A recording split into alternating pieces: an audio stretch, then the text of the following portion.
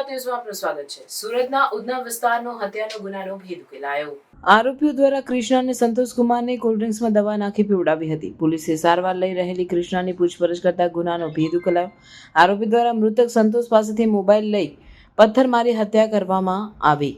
આરોપી પૂના ચંદ્ર શાહુ અને બુલ્લુ સ્વાઈની ધરપકડ કરવામાં આવી। ઉધના પોલીસે લૂંટ અને હત્યાનો ગુનો નોંધી તપાસ શરૂ કરી।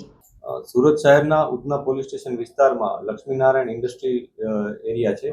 આ ઇન્ડસ્ટ્રીયલ એરિયામાં ગઈ 11 તારીખે સવારે પોલીસને એક કોલ આવ્યો। પોલીસે ત્યાં જઈને ચેક કર્યું તો ત્યાં એક બોડી પડેલી હતી। પછી તેને આઈડેન્ટિફાઈ કર્યું, એ સંતોષ કુમાર નામના એક વ્યક્તિની બોડી હતી। મરણ જનાર તરીકે સંતોષ કુમાર હોય એને તરત અમે પીએમ માટે એની ડેડ બોડી મોકલી આપી।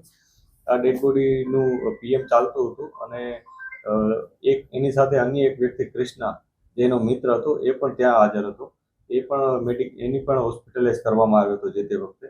અને ઘણા સમય બાદ મતલબ 24 કલાક બાદ એ જ્યારે રિલીઝ થયો હોસ્પિટલથી પછી પોલીસે એની પૂછપરછ કરી હતી।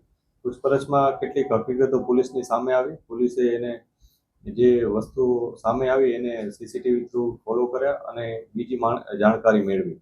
જાણકારી મેળવ્યા બાદ એવું કન્ફર્મ થયું કે આ ઘટનામાં પુન્નુ કરીને એક વ્યક્તિ છે અને એની સાથે એનો મિત્ર છે લુલ્લુ।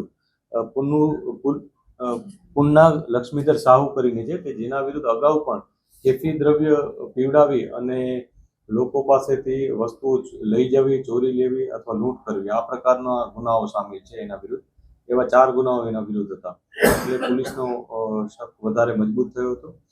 ત્યારબાદ હજી બોડીનું કોઈ રિપોર્ટ આવ્યો ન હતો પીએમનો, અને પીએમનો રિપોર્ટ આવ્યો ત્યારે એમાં હેડ ઇન્જરી અને એને કારણે હેમરેજ થયું હોવાથી અને શોક એને કારણે જે વ્યક્તિ છે સંતોષ કુમાર એનું મૃત્યુ થયા હોવાનું માલુમ પડ્યું હતું। એ બાબતને લઈ પોલીસે મર્ડરનો ગુનો દાખલ કરી અને આગળની તપાસ હાથ ધરી હતી।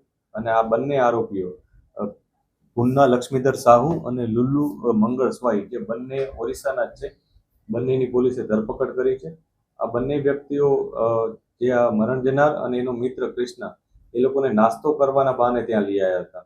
અને નાસ્તો કરવાના બહાને પહેલા નાસ્તો કરાવ્યો, પછી કોલ્ડ ડ્રિંકમાં કંઈક ઘેનની ગોળીઓ અથવા એ પ્રકારનું કંઈક લિક્વિડ પીવડાવી અને એમને એકદમ બેભાન અવસ્થામાં કરી દીધા હતા, જેની ખૂબ જ ઊંડી અસર જે કૃષ્ણા હતો એને થઈ હતી। એટલે કૃષ્ણા એકદમ બેભાન થઈ ગયો હતો। જ્યારે એના પાસેથી મોબાઈલ છીનવાની જ્યારે કોશિશ કરવામાં આવી સંતોષ કુમાર દ્વારા, તો સંતોષ કુમારને આ બંને વ્યક્તિઓ પુન્ના અને લુલ્લુએ ભેગા થઈ અને ખૂબ માર માર્યો। એને એનું જે માથું હતું એ ત્યાં જમીનમાં પછાડી અને એનું મૃત્યુ નિપજાયું હોવાનું પોલીસને જાણવા મળ્યું છે। એટલે પોલીસે આ ગુનો નોંધી અને બંને આરોપીની ધરપકડ કરી।